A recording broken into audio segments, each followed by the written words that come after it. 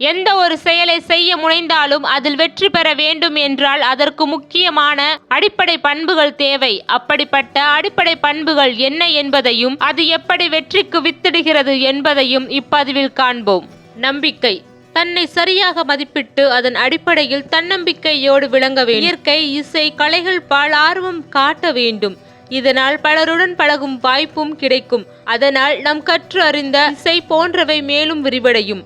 அது விரிவடைந்தால் பொருளாதாரம் மேம்படும். பொருளாதாரம் மேம்பட்டால் தன்னம்பிக்கை பிறக்கும். தற்சார்பு.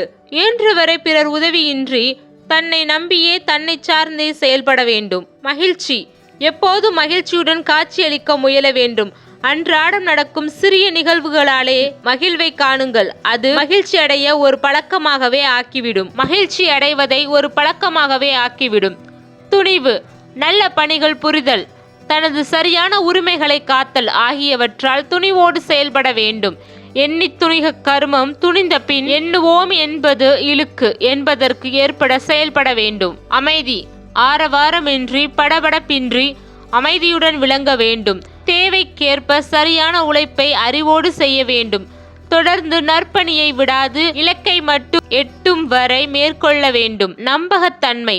சொல்லிலும் செயலிலும் நம்பகத்தன்மையோடு மாறாது நடந்து கொள்ள வேண்டும். முன்னறிவு. எது நல்லது, எது கெட்டது, எது சரி, எது தவறு என்று புரிந்து எச்சரிக்கையோடு நடந்து கொள்ள வேண்டும். ஒத்துணர்வு. பிறர் நிலையில் தன்னை வைத்து உணர்வுகளை உணர்ந்து மதிக்க வேண்டும். எந்த நிலையிலும் கர்வமின்றி பணிவோடு நடந்து கொள்ள வேண்டும். பிறரிடம் கனிவு காட்ட வேண்டும். பிறர் அன்பிற்கும் உதவிக்கும் நன்றி காட்ட வேண்டும். பெருந்தன்மை. பிறர் தவறுகளையும் பெரிதுபடுத்தாது பெருந்தன்மையோடு நடந்து கொள்ள வேண்டும். இடர்படுவோருக்கு தன்னால் இயன்ற உதவிகளை செய்ய வேண்டும். தேவைக்கேற்ற சரியான உழைப்பை அறிவோடு செய்ய வேண்டும். ஆய்வறிவு.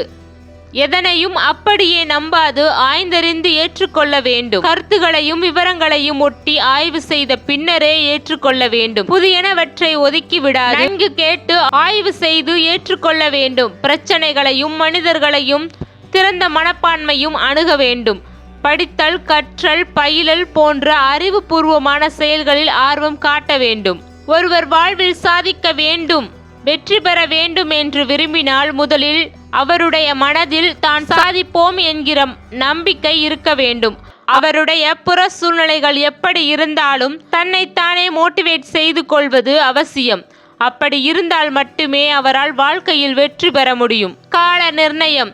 உங்களுடைய லட்சியத்தை அடைய எவ்வளவு நாட்கள் ஆகும் அல்லது எத்தனை மாதங்கள் ஆகும் என்று ஒரு குறிப்பிட்ட தேதி நிர்ணயம் செய்யுங்கள். இந்த குறிப்பிட்ட தேதிக்குள் என்னுடைய லட்சியத்தை அடைந்தே தீருவேன் என்கிற உறுதியை எடுத்துக்கொள்ளுங்கள்.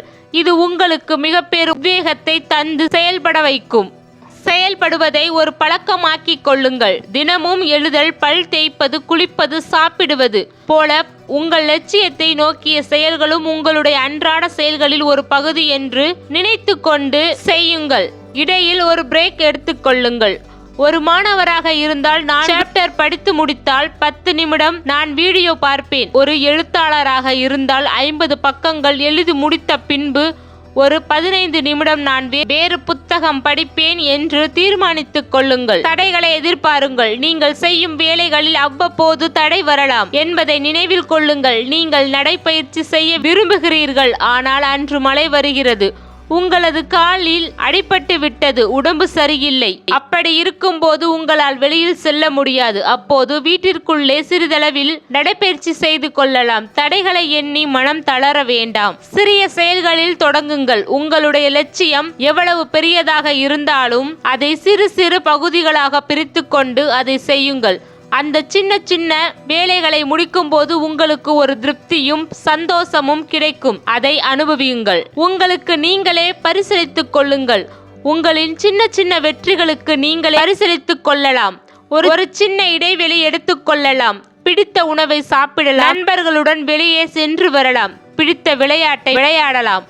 நேர்மையாளருடன் தொடர்பில் இருங்கள். உங்களுடைய லட்சியத்துக்கு உதவக்கூடிய, ஊக்கமளிக்கக்கூடிய நண்பர்கள், உறவினர்கள், குடும்பத்தினர்களுடன் உங்கள் செயல்பாடுகளை பகிர்ந்து கொள்ளுங்கள். நன்றி உணர்வுடன் இருங்கள். தினம் படுக்கையை விட்டு எழுந்தது உங்களுக்கு வாழ்க்கை கொடுத்துள்ள அத்தனை விஷயங்களுக்காகவும் கடவுளுக்கு நன்றி சொல்லுங்கள். அந்த கொள்கையை வைத்திருப்பதற்காக உங்களுக்கு நீங்களே நன்றி சொல்லிக் கொள்ளுங்கள். இப்போதே செயல்படத் தொடங்குங்கள். அதிகம் யோசிக்காமல், விளைவுகளை பற்றி சிந்தனை செய்யாமல் உங்களுடைய லட்சியத்தை நோக்கிய பயணத்தில் இப்போதே முதல் அடி எடுத்து வையுங்கள். இவையெல்லாம் வெற்றிக்கும் மகிழ்ச்சிக்கும் வித்திட்டு மனநலம் காக்க உதவும் அடிப்படை பண்புகள். ஆதலால் இவைகளை பின்பற்றி பயனடைவோம், வெற்றி பெறுவோம். முயற்சி திருவினையாக்கும்.